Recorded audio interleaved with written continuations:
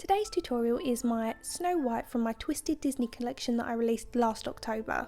You'll see from the image that last year I used my own hair, this year I'm using a wig. The reason for this is that I know not all of you have long hair, so you can buy a wig such as this one from Powder Room D, and you can follow a tutorial on how to style it. The one I have here is called the Vixen lace front wig. It's 14 inches long, it's made of synthetic fibres, and it can be styled with hot tools on a low to medium temperature. It comes in one size, but it has adjustable straps at the back, and it comes with combs on the inside to securely fix it to your head. For the outfit, this one is from Leg Avenue. I've just pulled it out of the packet, so it just needs to hang to get rid of some of the creases. This is their classic Snow White outfit, and I've also got a long hoop which you can see on the left, which fits underneath the skirt of the dress. I will leave a link to the wig and the outfit in the description bar below. So the face and eye makeup for each of these characters is exactly the same, which I filmed in my Belle tutorial, which you can see here. Using the same eye makeup for each of them kept them all looking very Disney-esque. Only subtle difference between each of the characters was the colour of the eyebrows and the shade of the foundation. I've left foundation off of this area here so that I can apply the special effects there. For Snow White we need Red as Blood lips, and this one is by Kat Von D and it's a matte shade called Underage Red. I love the formula of these lipsticks and I also love the pigment payoff. They wear fantastically. And as you can see, this colour is perfect for Snow White. And for blush, I'm using one by Christian Dior and it's a dusky rose shade. The numbers unfortunately rubbed away off the packaging, but if I can find it I will pop it below for you. Last year when I released the images I used my own hair, but obviously as I said this year I'm using the wig by Powder Room D, and I followed Kayley Melissa's tutorial on how to style your hair like Snow White, which I will link in the description bar of the video for you.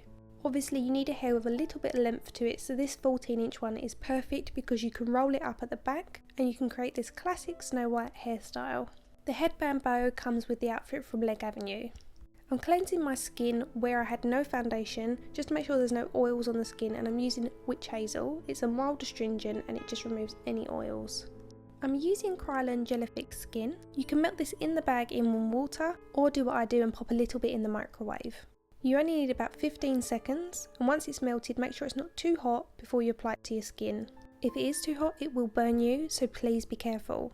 This is the perfect product if you want to create burns. Our storyline is a poisoned apple, so we're going for a kind of acid burn, bubbly skin with holes and just textured looking skin. As I'm laying this on with my spatula, the product naturally wants to drip, so I'm catching that with the spatula and manipulating it round. You want to leave little pockets of your natural skin bare, so you're connecting one side of the Gelafix skin to another, making sure that there's a hole in between. That's what's going to create that bubbly appearance. You can, however, do your own interpretation. If you want drippy skin, you can go for that. Just get artistic with it. And don't worry too much if you find that you don't get many holes. If you're super careful, you can go in and actually cut them yourself. I prefer to use nail scissors as they actually point away from your face. So as you pick up the Gelafix skin with your fingers, you can cut away at it while you're holding it away from your real skin. So having these deep holes in the Gelafix is going to allow you to put wound filler into them. I also took some of that Gelafix and dripped it onto the table, and this created small blisters that I could pick up and then glue to the skin separately. To do that you can use Prozaid or you can use mastic. You want to dab a very small amount onto all the areas that you're going to be applying the small Gelafix bubbles. Then once that's almost completely dry, you can then just press your blisters into place. When I created this look last year, I also did some on the lip, but go with whatever you're going to be comfortable with. I'm then going to go over this with some Vichy Dermablend. Any translucent powder would do. It's going to remove that tacky feel to it, but it's also going to take away a little bit of that shine. We can give it back that glossy feel later on. So I'm taking my burn wheel and I'm using this well-loved maroon shade, and on a small duo fibre brush I'm going to work that into the holes that we've created. You also want to push that colour underneath the Gelafix skin. That way it looks like the burn is also underneath and that the skin is melted over the top. I'm also working this on the outside of the bubbly skin and then using a clean blending brush to work that colour up and out so you can see the soreness around the burn and then it fades into your natural skin. We are going to be layering a few different colours, so don't panic about the shades when you first start working into them. And also yours won't look as brightly pigmented as mine. Don't forget I'm sat in front of bright lights, so it makes the pigment look a lot stronger than it actually will do on yourself. And that's ideal because it looks more realistic. I'm now taking the black from the burn wheel, and on that same duo fibre brush I'm working this into the wounds to create some depth. You can also apply a very small amount around the blisters and then go back in with your blending brush and really work that colour in. Now remember, this isn't a burn that's been physically charred, so the black isn't for that reasoning. It's because we're going to be applying wound filler here, but we want it to look as deep as possible. Next I'm using my SFX Skin Illustrator palette and I'm taking Aged Blood. And I'm going to apply a light wash of this over the Gelafix skin and also onto my natural skin. The reason for this is the surface of the skin is obviously damaged and it becomes quite weepy and also bloody, but not like dripping blood, just some on the surface. So that's why we're going to go in with a couple of different colours of blood to create texture, depth, and just make it look that much more realistic. Apply the colour with your brush and then stipple over that with your finger.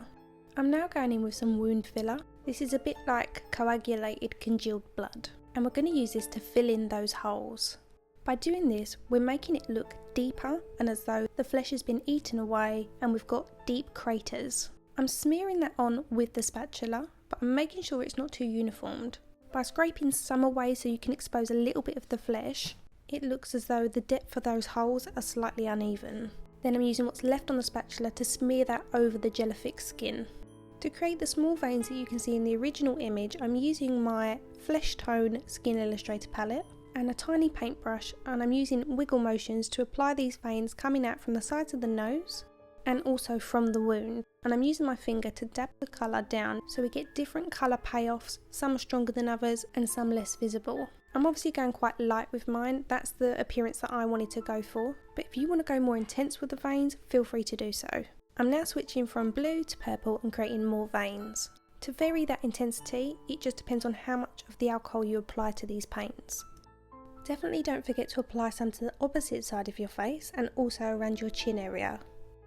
To give the wound that weepy feel, I'm going in with some TV blood and I'm going to apply a light wash of that over the entire wound. You get two different colour bloods, you can get dark and you can also get a light colour. The light colour is normally what we use when we're creating the blisters and that weepy appearance, and then the dark colour we can use to fill in those deep crevices. And that's the last part to my twisted Snow White look. Don't forget yours will look less pigmented as mine does when it's not under this bright lighting. I would like to thank you all for making these images go viral last year, and as a thank you I really hope you enjoyed the tutorials. Ariel will be uploaded next week, and if you missed Cinderella, Elsa or Belle, you can click on these now or my Halloween playlist or in the description bar below. Please hit subscribe if you haven't already done so, and don't forget you can follow me on my social media accounts.